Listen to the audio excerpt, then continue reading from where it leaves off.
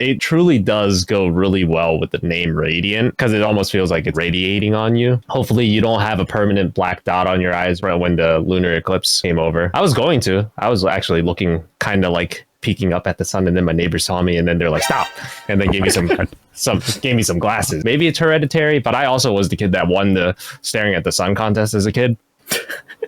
I don't think I could facepalm any harder than... I didn't realize that was a thing. Yeah, I was a winner.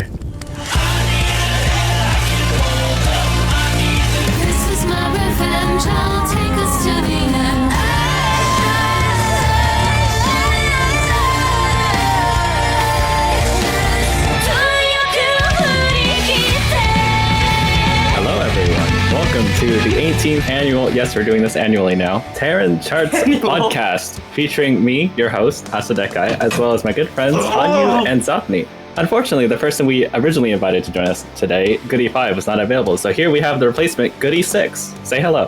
Hello, hi, my name is Goody 6, and I love Greatro. What? Huh? What? Wait? I'm sorry if I made a weird sound at the beginning. I like smashed my knuckle under my desk. That might be karma for what you're trying to do to me. No, I'm still gonna smash you. Wait. You can smash Don't let me them know! instead. Hi, my name is Zapni. I like Dino Nuggies. No. Hi. And I love Greatro. I'm Hanyu. What do you mean, I hi? Hanyu, you can do a little more than that, alright? You've been here for what? You've been here for 18 whole years. We're almost at 19. Whole years. Yeah, I said so at the start. Hanyu's legal now, everybody. I made four financial decisions. I bought a saxophone today. Wait, what? That doesn't really sound like a poor financial decision. Hi. That sounds like a brilliant financial decision. They're expensive, but it was 50% off. So yeah, I bought a saxophone today. Like, I got a deal on a pickleball paddleboard last week. Hey, yo, pickleball. It was yeah. Wait, isn't that the old person sport? Huh? When we go to Anime Expo, if that's happening, then I'm going to drink for the first time, probably. Nice. Oh, nice. Live on stream? Are we going to stream at? Actually, we could, huh? We're gonna do like 1 hour daily streams while we're there. I want to show off my merch, man. What are we even listening to? I did look at the song list, but I kind of forgot. Wow. Understandable. This is why we keep Goody here, so he can do a first-time reaction. All right, so what's our first song? It just occurred to me, I forgot to actually look up how to pronounce this song. Zapni, do you know how to pronounce this one? The way it's pronounced is, Welcome to the Terran Charts, a bi-weekly podcast where we I did rate look video at the games. song list. Wait, we don't rate video games. We rate video game music. I'm not drunk, I'm just eating my Dino Nuggies. Rah. Let's actually get to the first song. First song is UraUra. Is that how you pronounce it? I was about to... I knew I had it wrong. I've always called it Yappa Yappa.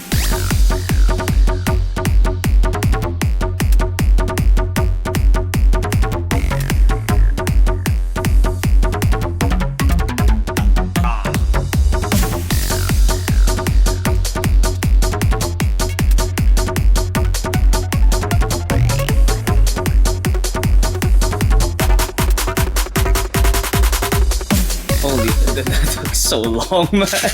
Yeah, I know. 3 minutes and 56 seconds of hard crap. I mean, bass. Well, that is UraUra. It's a very interesting genre, I think is the word here. This is hard bass, bro. I did not feel any bass at all. I mean, It's you not had hard to- bass, it's just bass. You have to turn the bass up on your headphones. Yeah, and then do the Harlem Shake. This would be such a good like clubbing song though. It does sound like something you would hear in the club. Just cue the strobe lights. 100% this is a Bass? clubbing song. At least in my opinion. What makes the song so special is that it's just so It's just different from bass. anything else you hear in Arknights, right? Like, one, it's not even a song in Arknights, really. Especially if you put it in juxtaposition to the event it's in. It's night and day. You hear in Right? This is like something entirely. It has nothing to do with the event at all. And that's what makes it so interesting. Yeah, but interesting doesn't make it good in my opinion. We didn't even hear this track in the actual game. I'm gonna bet you, like, just ask somebody randomly that plays Arknights, and they probably wouldn't even know what this song is. They probably can't even pronounce what this You song can't even is. read it right. We can't even pronounce it right, dude. How do you pronounce it again, Zo? Make it Ura good, Ura. open. It literally translates Hear this into track, hooray, yeah. hooray. When I draw a mental I image bet of this you, song, like, right? just- It's like back streets, Randomly alleys, that ducking plays- through, running away from And they stuff, probably right? wouldn't You know, know all what- those like places where like you don't expect pronounce much activity to what- happen, as opposed to Yes. Keys and K Heights, where it's like, oh yeah, big middle streets, Right, big dude. parades, everything's Even sunny and bright. It's kind of like a weird dance in a way, where the momentum kind of swings, but also never really lets up because of just the genre itself. It really makes me wonder, like, since it translates to hooray, hooray. Yeah. Again, like, what is it like celebrating? That's a good question, because anything involving with Chernobog, especially with the USSG, is the events were pretty yikes over there.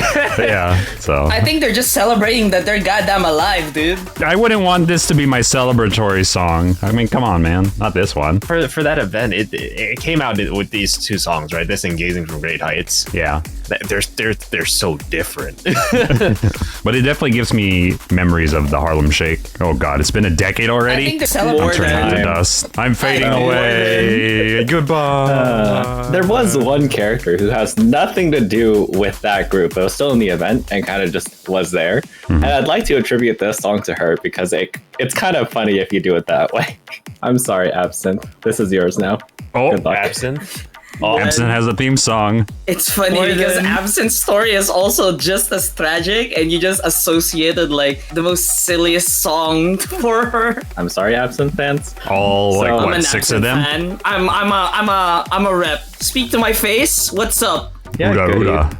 Okay, goody 6. I think Absinthe is a decent character that I can't care Absint's story about. is all And this song... tragic, and you just Wait. Alright, hold up. Get Goody 6 out of here. We're bringing in Goody 7. No, you can't take me away. Take him away after he Speak to my face. pays the fee.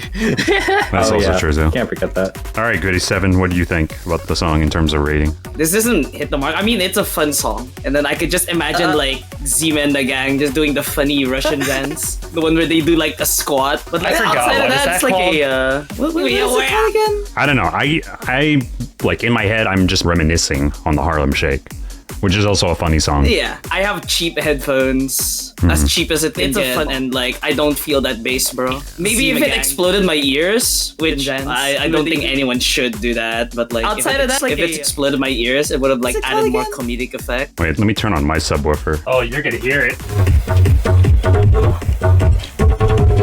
Cheap headphones. Yeah, I'm just giving this a 3, dude. And I like, found it kind of hard to even Maybe if it analyze the hits my song. ears. Just my It's thoughts are literally like all like jumbled. the I'm so same jumbled. thing. Listen, yeah, I know.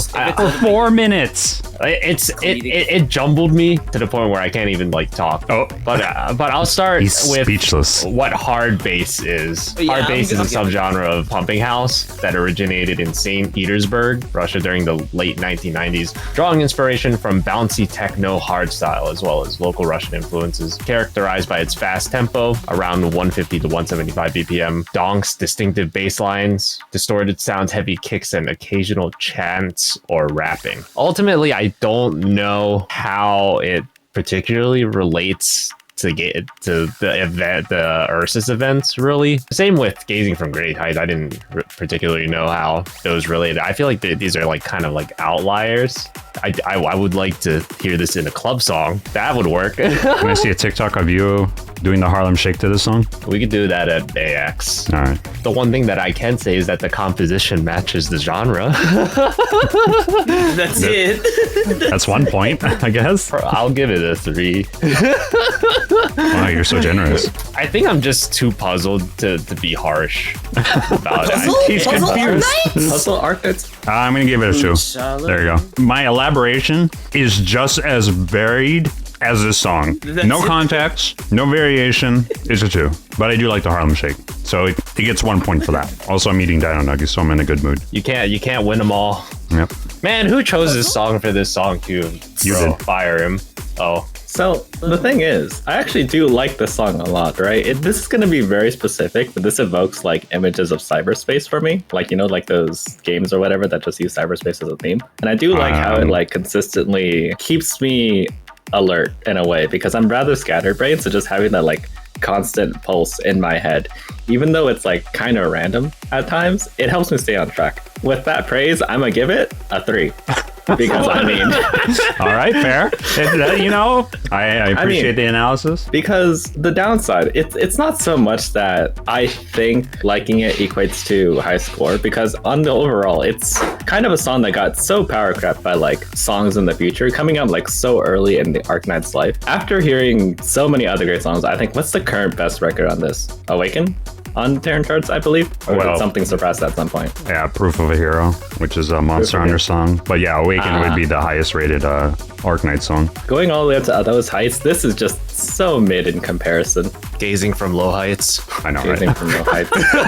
I mean, at least Gazing from great heights, I understand, right? Like, it's kind of the story of nobility and everything, right? The Rosa thing. All right, Asa, what's the next song? This is Stay Gold. Stay gold. Not Stay Silver, Oh, Stay wait, Gold. no. Stay Silver.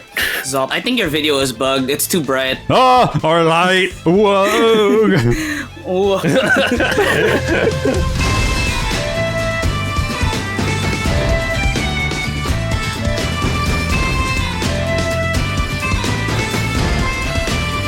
Oh wait, no. Your video is it's too. Oh.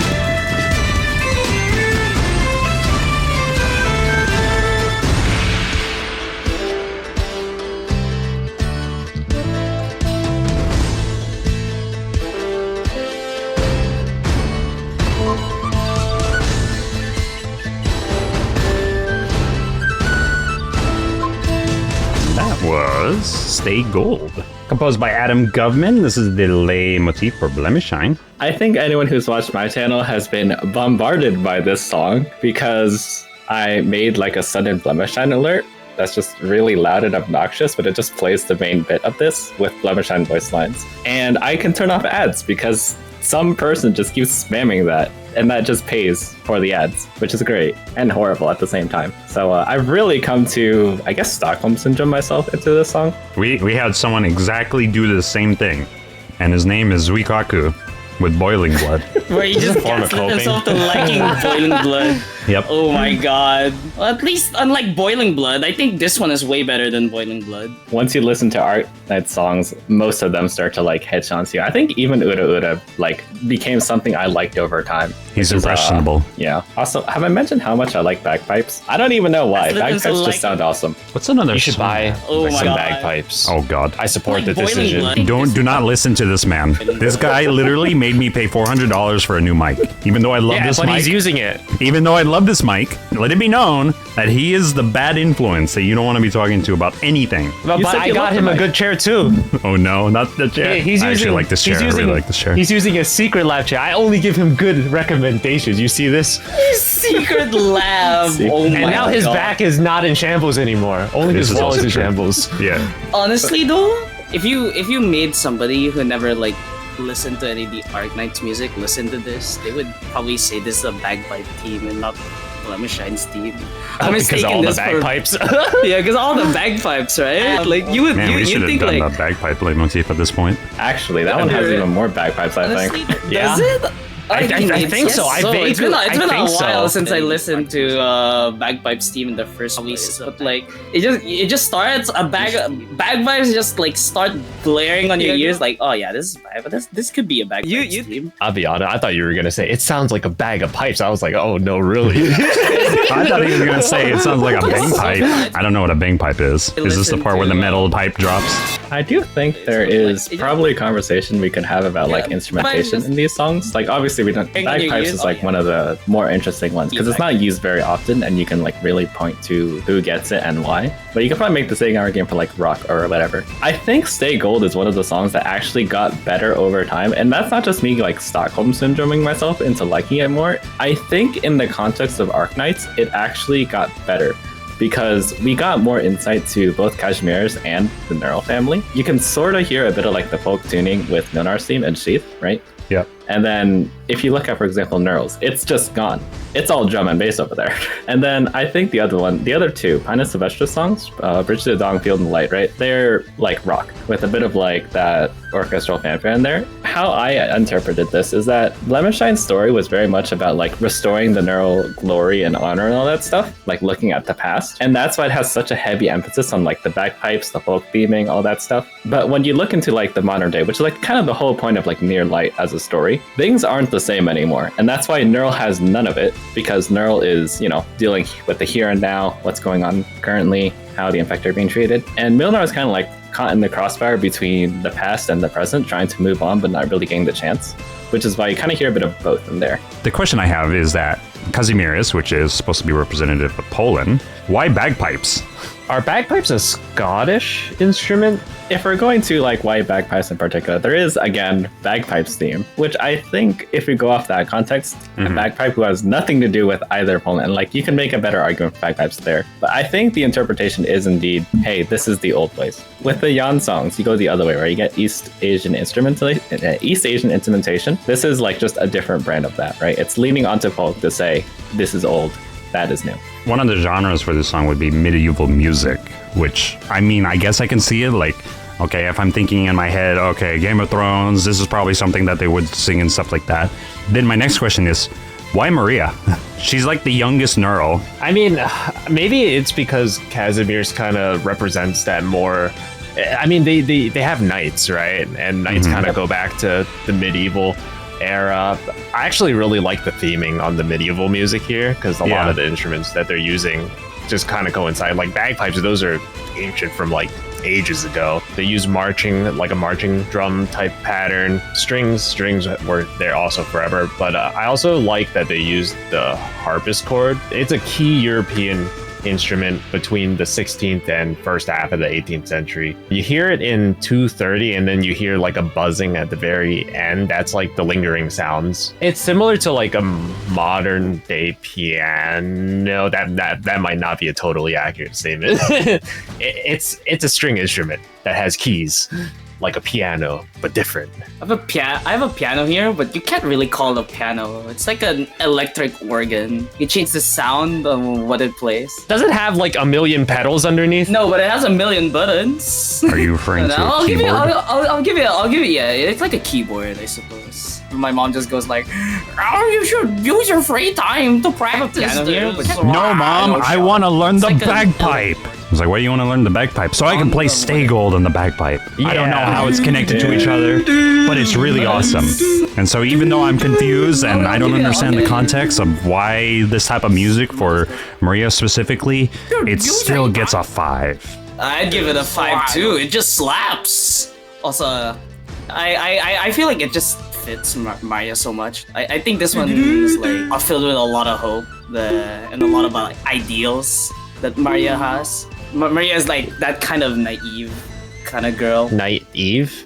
Oh, naive. Oh, yes, she is the naive. Dude, I was so confused. I was like, what is a naive? Dude, I think it was mixed very well. Like, there's a lot of layers here, especially melodical layers with all the different instruments that are being played. I did have a little bit of like struggle trying to figure out necessarily like the song structure. I think I'd agree, a 5. I think my answer should be pretty obvious given how much I've been praising this song, right? Like, 5. In my opinion, 5.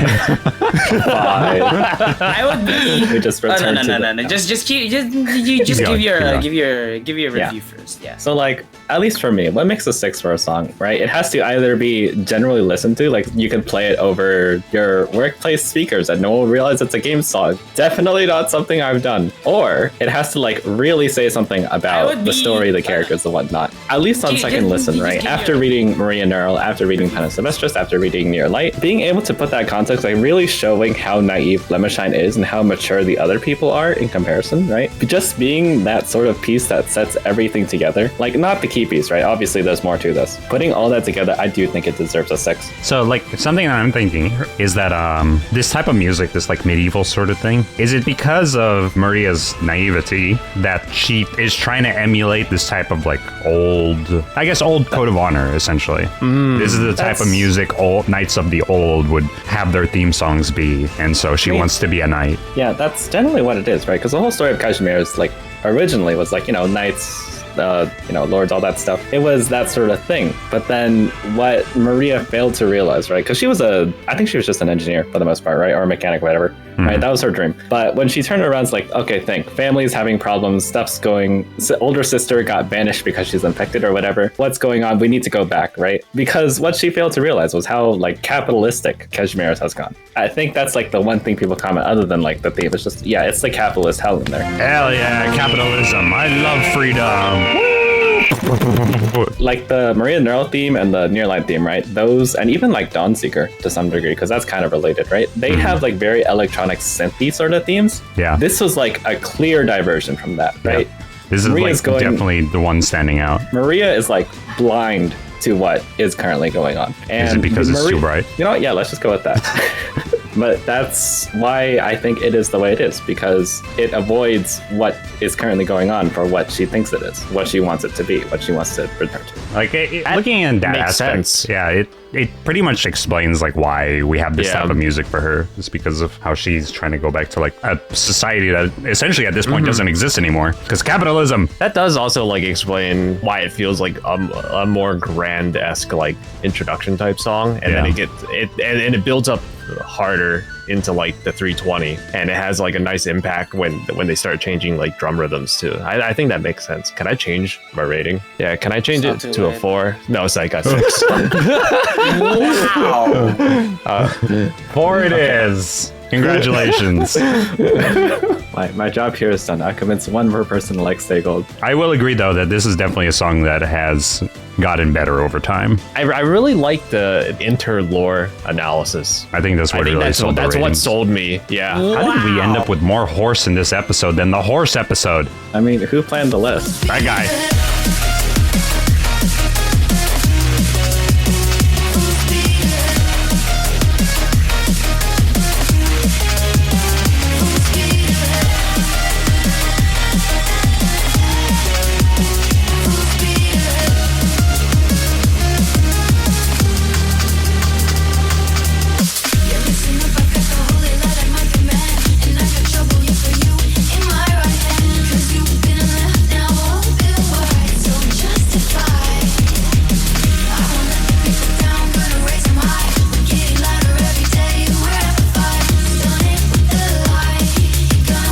Radiant, performed by Mary Claire Clemens from Forts, composed by Eric Casho. This is the leitmotif for Nearl the Radiant Knight. Before we say anything, I would like to comment that I am indeed looking at the 2 lists you gave me, both versions, and in both, Radiant was not the next one. Oh, I blame the guy who put this together. Yeah. Fire him. Fire that guy. All right, what do we think? Because we got a lot to unpack here.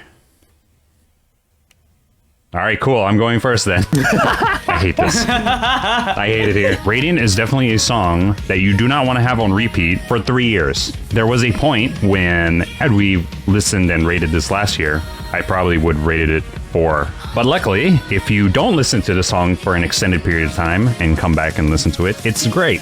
So unlike Stay Gold, this is definitely a song that gets worse over time. I thought the punchline was gonna hit differently. The punchline is when I'm gonna hit you. Oh, we get to punch Hanyu now? Yeah, but I will add a little bias here because the singer Mary Claire Clemens from the band Forts, which I think is around Phoenix, Arizona, which is an electronic pop trio. Mary was the voice of Lapland in Manifesto, so +1. Yep. Oh, that's where bias. the bias comes from. Yes, sir. That's where the bias comes So we're at 5 right now, and the fact that I haven't listened to it in probably over 6 months now bumps it up again. So +1. We're at a 6. +1. Nice. Right. It's been a while since I heard Radiant. The one thing I will comment though that is very annoying is, That's where the and this bias is completely unrelated to the song, but why does one of the genres that this is listed at is halftime?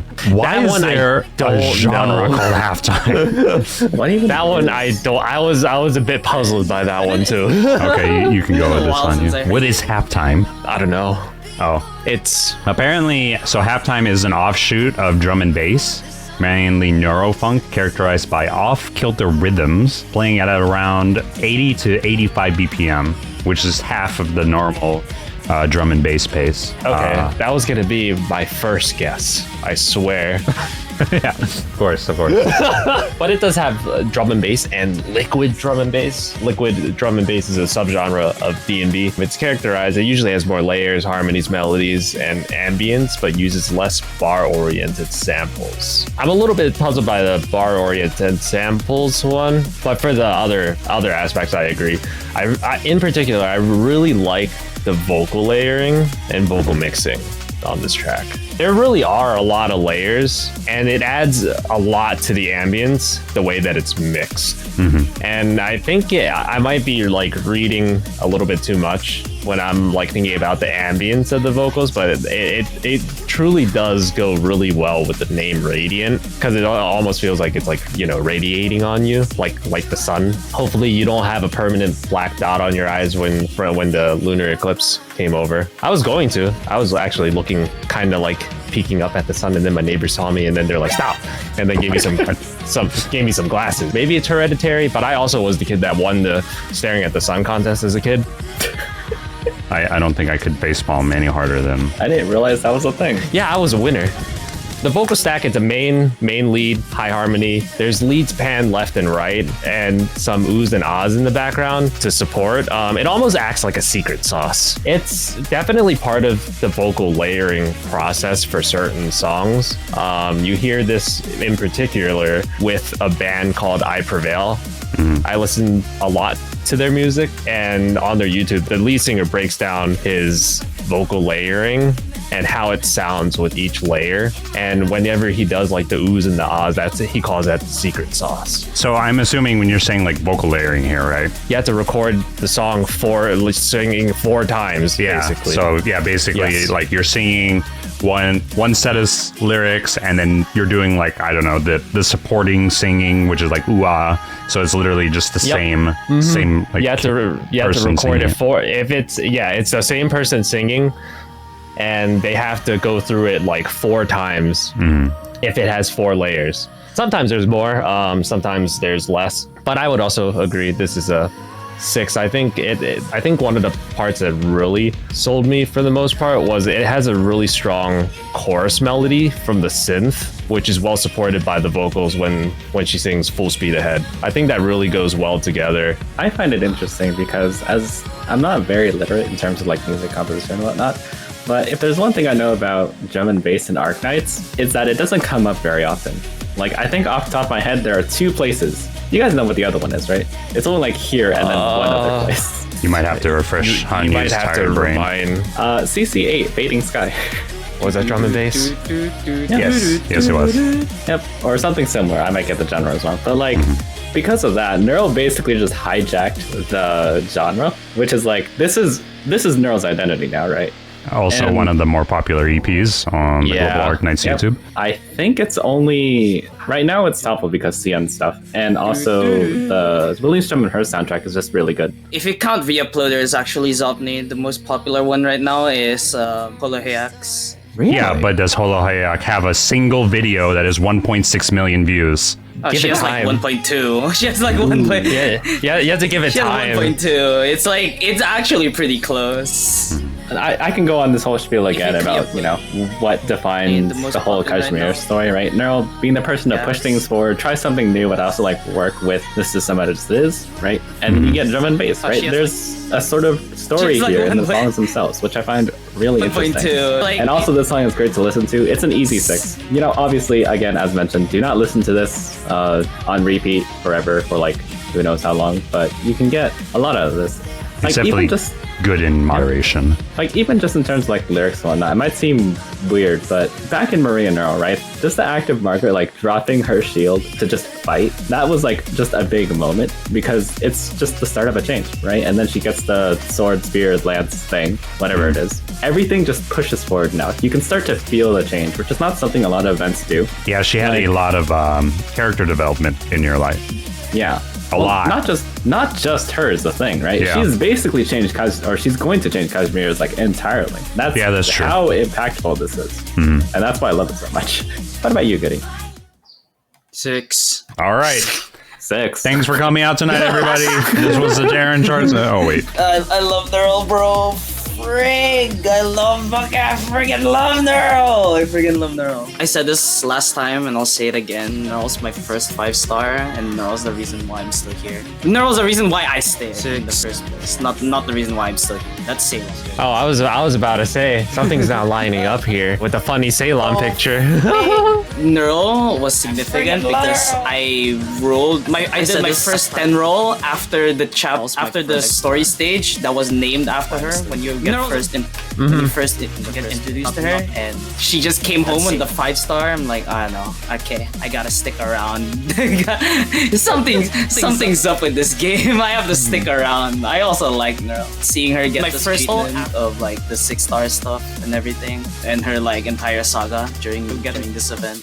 I'm just so proud of her. Yeah, so what I find interesting about Radiant, right? I think the only other song to do this was Awaken. In the big events, right? There's always like a 3D PB that's like always really fun to watch, right? And everything's so different. For specifically Radiant and Awaken, they were trying something new where they incorporate the song into the thing. Like with Awaken, there's like this whole orchestral version with like a really strong violin, all that. And then Radiant, there was like I think it was like a different version, right? Like a beta version of the song or whatever. I can actually expand on that. Have you ever seen songs where it says like song name VIP at the end? It's not It's not for a very important person.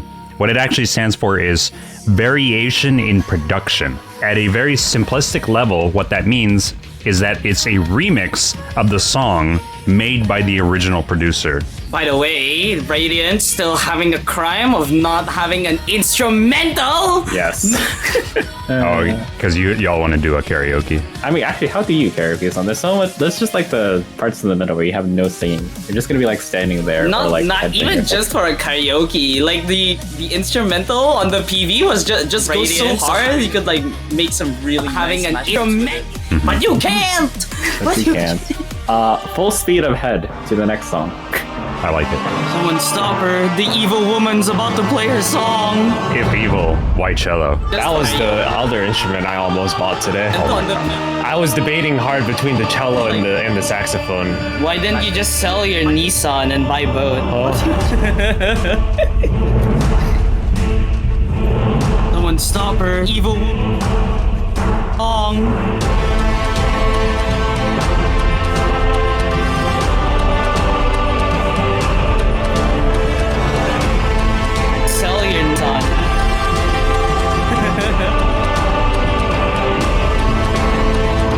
That is Ripples by Rabpit. Wait, that's it? That's it. All right. Pop quiz. What is the other games that they've made music for? You actually might be thoroughly surprised. What, Death Stranding? No. Can I have a hint? No. Just give him a hint. Let him get another try. Okay. It's one of those like music games on the phone. Oh my god, no way. It's Arknights. Oh. All right, let's get Goody 7 out of here. We need Goody 8. Maybe Goody 8 knows. So Rabpit also made music for Cytus and Demo. Oh, Cytus, right. The game that used I think it was Cytus 2. They made this song specifically to commemorate the release of... No way. God dang it. Zwilling Starman Herbs. If I yell it sounds right? Another global exclusive. I love global exclusives. The other songs we've had that are global exclusive, right? We have like more poppy songs. Never Give Up, Keep Holding On, Wildfire. Not that one, the other one. You are my wife. Come to Light, all that stuff, right? You have Unbreakable.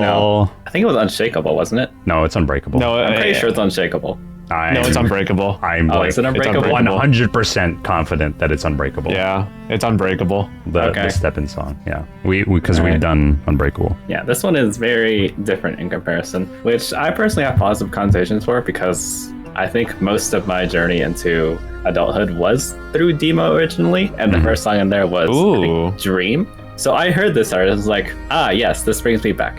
Which is very interesting because have you all read the event? I have not read it. It's too long. I have not read it. It's too long. Okay, so let me just like... It's okay, I don't mind spoilers. The general theming. Wait, right? You should at least have a warning. It's like, warning? Warning, this contains spoilers for the current event Zwillingstrom Umhurst. I don't know why I always pronounce it. Zwillingheimen or whatever. I won't really be talking about the events, but like it does cover the general themes, and it's a very reflective event, right? It's about finding out who you are as a person, who you want to be. So like we all know Viviana, for example, right? She was a knight in Casimir's, but she was from Lithanian. And now she's returning to Lithanian, right? That's like the whole premise thing. And that's why she's here. That's why she's, a banner character. We know she goes to Rhodes because she is a banner character. Yeah, this event was basically finding out, hey, who does she want to be, right? Her life was basically been on rails the whole time. So coming back, she solves the problem. She actually doesn't even do that much, honestly speaking. She's just kind of there. And then she spends a lot of time in self-reflection, figuring out, hey, I'm not just going to be the Empress's voice. I want to be myself. Is what she said. And then she met up with Nearl, the other Nearl. The Margaret type. No, the other Nearl. The Maria type. No, the other Nearl. The Zofia type. No, the other Nearl. The old man type. Same thing with the other characters, right? Evan Holt's same thing, right? Because if we read Lingering Echoes, it's like, oh yeah, this is voiced in my head. It's the Witch King. And then they figure out what's going on with it, what's the deal with that, how to get rid of it, all that stuff. What does Evan Holtz want to be as a character? Even Virtuosa Arteria, right? Was it her brother or her cousin? I forget. Executor? Like, same thing, right? A lot of people say, I think rightfully, that Virtuosa is the evil person. But, like, when you read the story, that's not really what she's doing. She's kind of just there. It's complicated, TM. The general premise is that she's a mirror for everyone else's emotions, right? Whatever they're thinking, she reflects it to them and shows them, hey, this is what you're really thinking. But this event was basically about her figuring out, okay, I'm not just a mirror. I have my own thoughts and opinions and feelings as well. That's her journey. That's why she's there. That's why she's the limited character of this event, right? She actually has purpose. And I am in the camp that thinks she's not evil. But yeah, that's why Ripples is such a beautiful song, in my opinion, because it really leans on that self-reflection that permeates the whole event. I think after the explanation, kind of does make sense. Like the other Ian songs, they for me felt like they stand out as like pretty good songs on their own. But when you try to tie them to their respective events, like Never Give Up, Never Give Up's a good song. But like came out with the Dusk event and like I thought it links. I think after that hard. Now that after also explaining the other, I was about to dismiss like this for me felt like sleep too. Pretty good one to like yeah that kind of makes sense. To be honest, I thought we were about to review Viviana's song because I saw the art. Spoiler alert! It's not. I do appreciate like how the composition of the actual video itself is very interesting. Like them going to like kind of that portrait to kind of like highlight certain aspects that we should be looking at. It makes this like a whole lot more interesting. It really dramatizes it. Yeah, and like even at the part later, once you it zooms into Virtuosa, there's meaning behind that whole thing. It's not just like, oh, look at Virtuosa, but like look at like how Asa was explaining, like the reflection to it. So now you're actually spending time looking at her, and she's not doing anything but smiling and staring at you. So every little bit of this video itself has a purpose behind it. I like when they do new and unique things like that. Give me a bit Zop, but I'll give it a 4, by the way. Okay. Bro, he was serious with that too. I know, right? He's like, this is a 4. And just so I can tell him to be like, screw you, this is a 5. Honestly, I find it really hard nowadays with a lot of these new songs to almost like not give it a 6 in a sense, because as they come out with more, they tend to tie them out better and better, especially with some of these bigger ones, I'd say. I think they do a really good job. My favorite aspect is it's the combination of like, it's like sub bass or contrabass, even like the impact sounds at the beginning, because it gives it a really like deep feeling when you hear a lot of that like that low end rumble. And going back to what Asa was saying, it really does, I think it does a good job summarizing the current event, almost like falls in line with the actual video that they released, the one that actually had like the 3D animation. The piece does set a nice tone. It's ambient for Viviana's aspect at the beginning. It's deep, it's ambient. And then at 1:35, it changes from orchestral to this more dramatic opera piece, which gives it more of a like sinister tone with some epic brass. It's almost like a conflict in a way. Basically, yeah. And then the way it ends kind of instills a little bit of mystery in you. Yep. As you listen to it, because it goes from epic to a soft and subtle tone. I really think like they really took it home with this one on a lot of different levels. So I'm gonna give it a 6. One issue, sort of, that I have with this song is that It very much, I'm not going to say what happens at the end of the event, not because I want to avoid spoilers, but because it's a lot to take in. There's a lot left open afterwards, which this doesn't really cover because it's not really about that. There's a lot of characters in the story, right? Not just the four operators we have, and not just like random cameos like Hibiscus showing up. She shows up at some point. When you say left open, you mean like a lot of like answers left, a lot of things left unanswered in a sense? It's not really that. It's just like, because every big event nowadays aims to do something, right? Like we talked about Near Light being, hey, this is where things change. Nearl starting to start a cause. And then Lone Trail, I think, was pretty obvious. Hey, there is a barrier in the sky. Now everyone is aware of that and that it's broken. Actually, that's quite literally earth-shattering now, if you think about it. Swellingstone has the same thing. There are things that just happen that cannot be undone anymore. Things have changed and you can't really go back. And this just throws all of that out the window, unfortunately. Again, it's all about the characters. It's heavily emphasized. I will say as a listening experience, even though I find it pleasurable, it is hard to like just have, mostly because that orchestral bit is in the middle is like a sudden jump in energy, I guess. I think with the organ and whatnot. Yeah, it's a big tonal change. So as much as I enjoy listening, because like most Arknights songs are at least great one-off listens. Even УраУра, right? Once in a while, hey, that's fine. I will give this one a 5. I gave it a 4 because like as much as Asa's explanation really sold it out to me, I don't feel like the song itself really just gave me that much of an impact. Maybe if I bothered reading the story. You know? I mean, it's fair, right? I read both the story and have like positive connotations to Rap Pit, and it still didn't get a 6 from me. It just is not that sort of song. We're on to the next. The like song itself. I know you tried hard. Siempre amaré.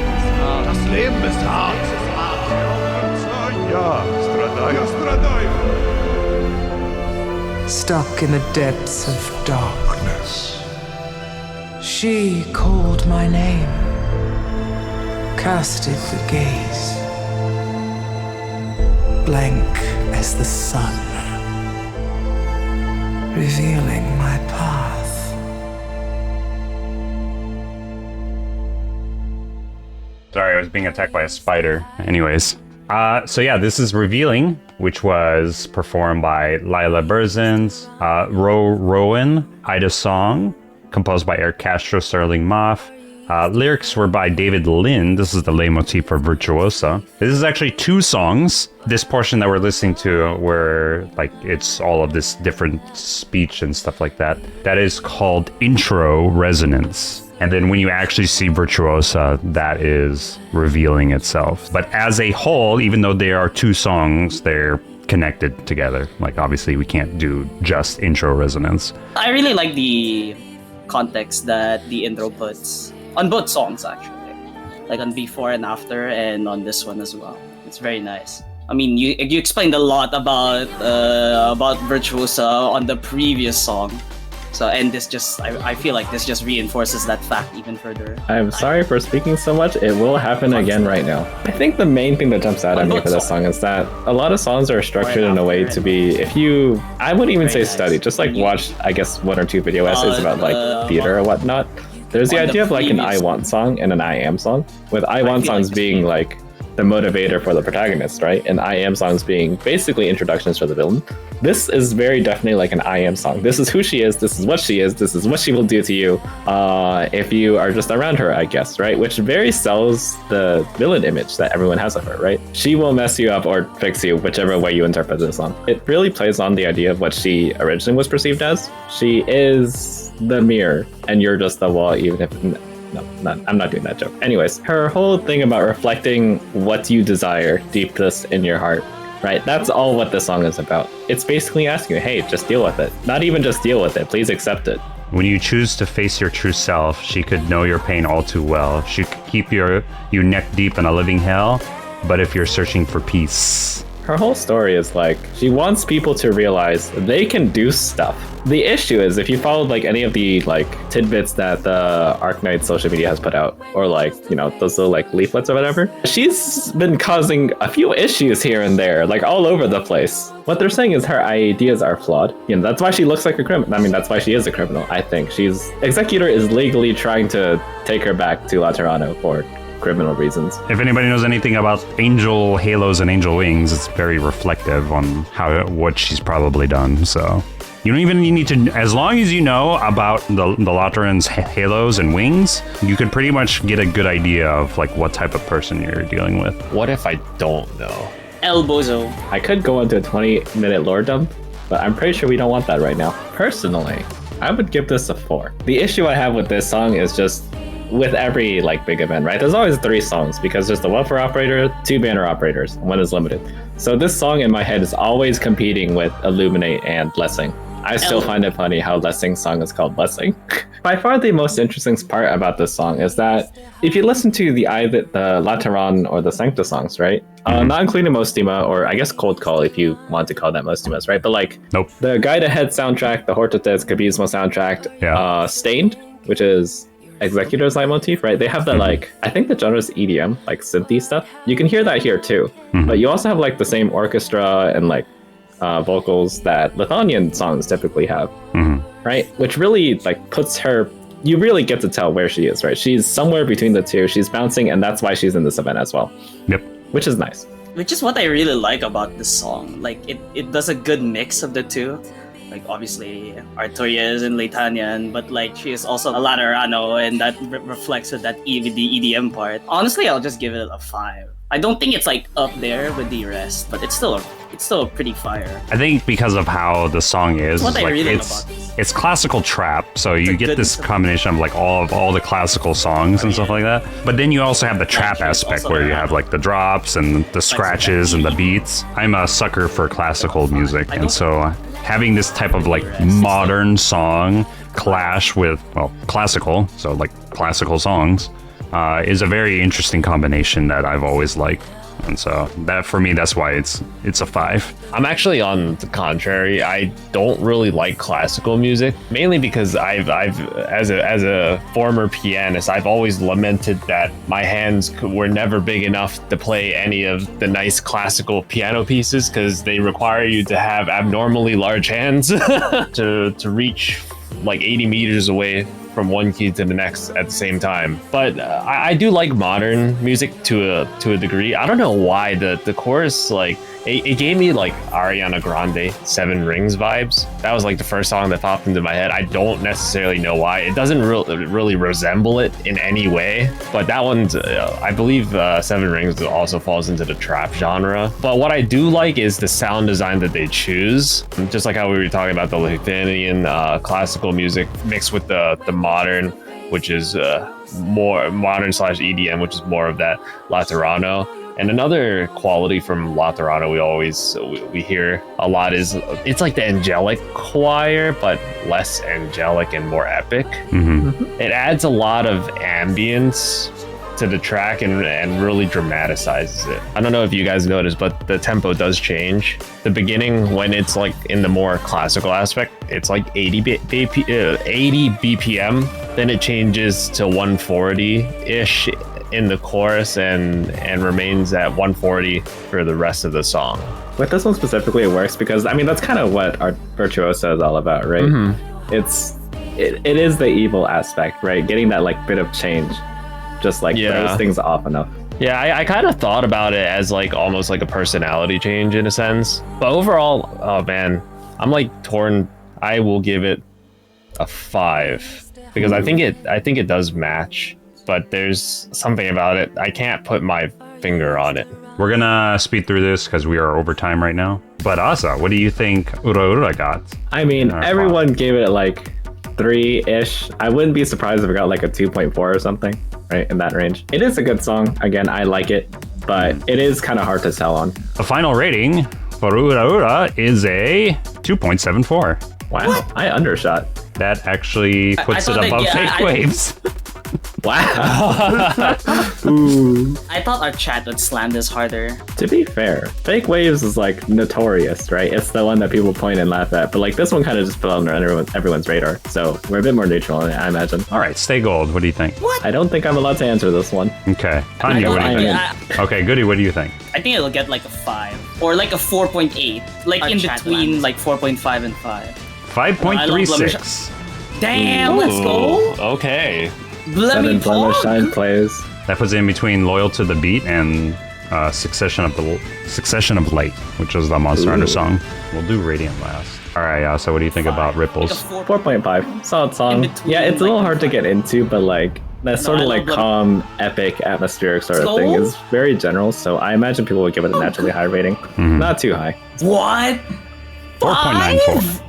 Oh yeah, almost a 5. I also undershot. That puts it between Scarlet Feast and Manifesto. I feel like for me, I was the one who read revealing the lowest, just because as someone with a little too much context into these sort of things, right? This is a song that scares me, so that's how I got the 4. But I'm pretty sure everyone else seems to like it, and because it's tied to a character, it probably hits a little better than Ripples, unless I guess my explanation was just that good for Ripples. I'd say it's like also 4.5. 4.68. To be fair, with how much chat was like saying muted and good take, I honestly thought it would get lower. There was actually a lot of 5s, and there was a 6. Oh, That's right. That is correct. so it's just that one person who tanked them. Yeah, I wonder who this 1-2 is. Awaken has a 5.96. Did Radiant beat Awaken, is on par with Awaken, or did less than Awaken? I think it should be on par or less. I think I'll say less. So it's Say just less, one. okay. How about you, Asa? Radiant's kind of strange because there are a lot of people who have like overheard it and then, you know, their rating just drops. Like, I think Awaken had the same thing, but Awaken is a harder sell because unless you grew up on like Disney, it's probably not like universally appealing. I'd say it actually hits higher. This might be it, the full 6. Hanyu? So I think it'll be less. Okay, so 2 less I really and 1 don't think higher. it's higher. It has to be less. There's no way. It should be on par. 5.94. It is actually less. Wow. Yeah, I knew it. 0.02. By I knew 0.02. it. There's no way to compare it. 5.94 is still extremely high. This makes it the 4th highest song, and you'll see this on the 24 charts after today's episode. Out of all of the songs, for it to even be in the top 10 is crazy enough as it is. This will put it between Kimura's Song of Purification and the Fatalis song.